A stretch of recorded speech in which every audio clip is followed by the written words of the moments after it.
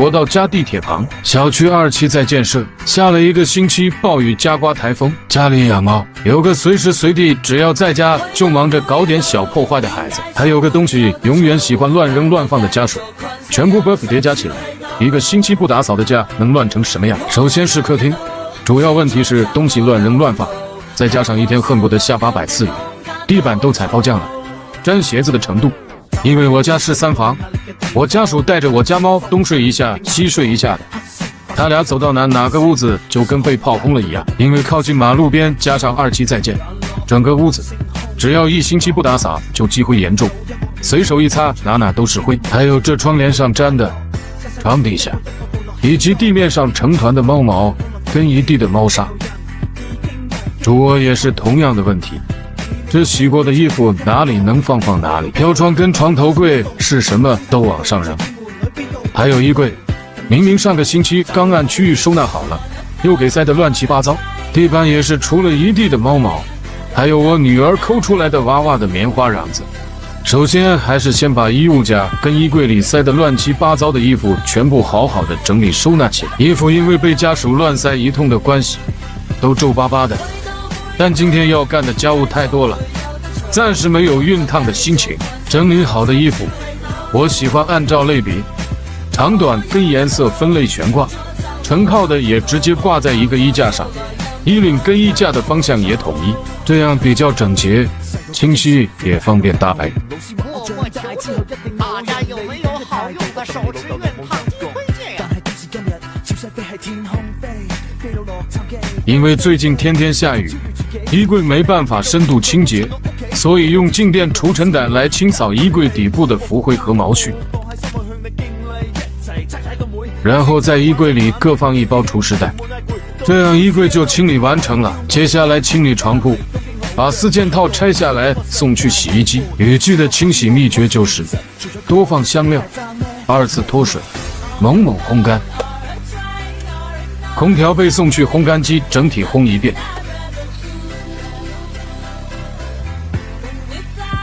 不能洗烘的乳胶枕还有棉花娃娃，用除螨仪清洁一遍。还是留着一个床罩接会，接着清空卧室所有杂物。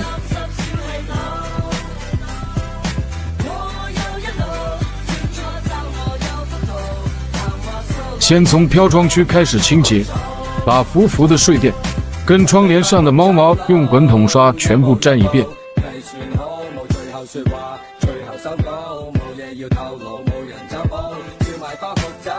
接着来清洁家具，因为这几个月几乎天天下雨的缘故，很多姐妹担心打扫完水渍不干，会导致家具发霉。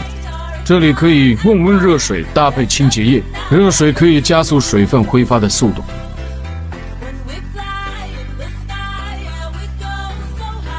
最后再把台面也擦一遍，整个飘窗区的清洁就完成了。同样，衣柜也擦一遍。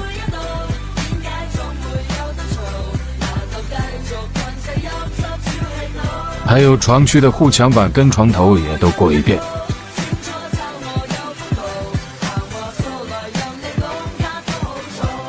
还有门也给它擦干净。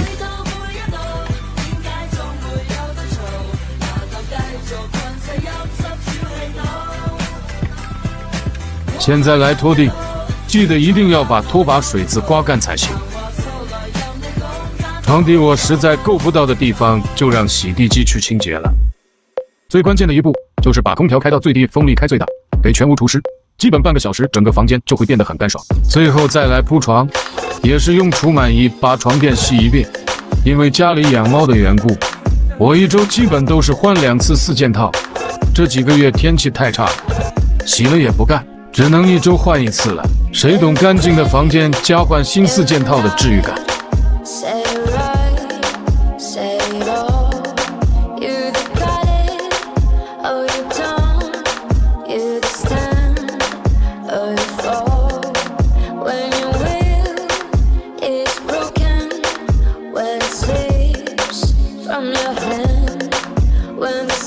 我们来清理次卧，也是同样的方法，先把衣柜整理收纳好，窗帘区也是用滚筒沾去窗帘上的猫毛。干净了，舒服了。接着来清洁纱窗，真服了。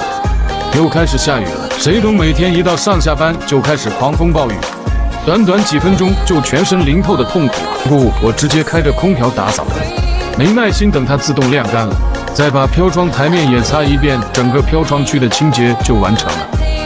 接着到衣柜书桌区的清洁，也是细节处用抹布，大面积用家居拖把擦拭。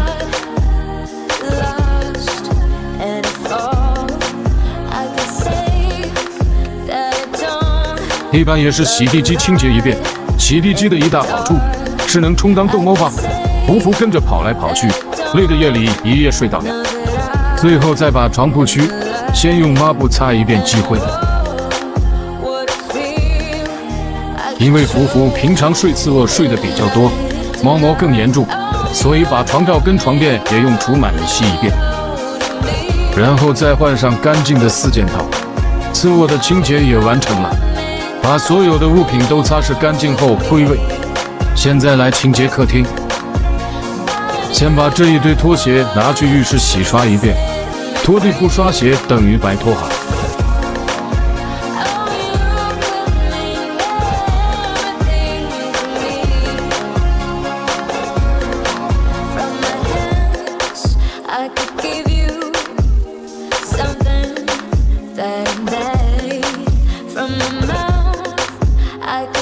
接着还是清空整个客厅堆积的杂物。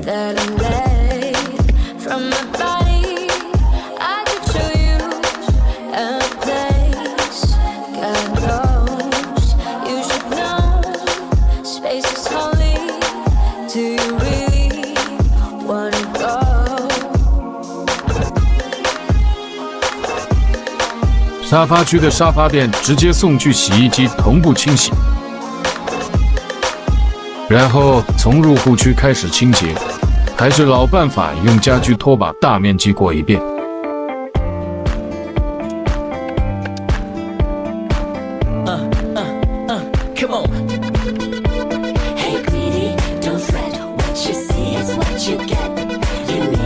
镜子跟玻璃，用静电水跟鱼鳞布擦干净。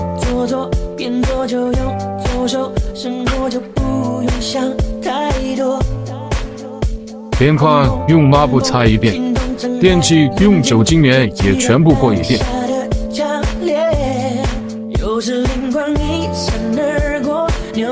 沙发区也是先清洁护墙板，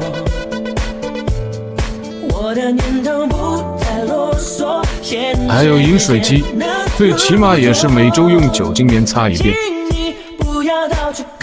沙发用吸尘器吸一遍，再用抹布擦一遍。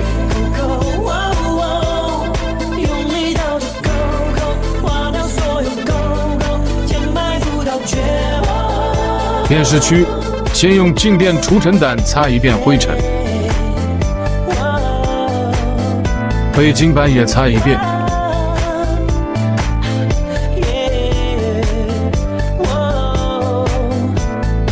电视柜也擦一遍。餐桌区先把餐桌椅跟餐桌都擦干净，晾干水渍。趁着凳子晾干的功夫，咱们来把背景板过一遍。椅子腿底部最容易沾猫毛跟灰尘，也仔细擦干净。地面就交给扫地机了。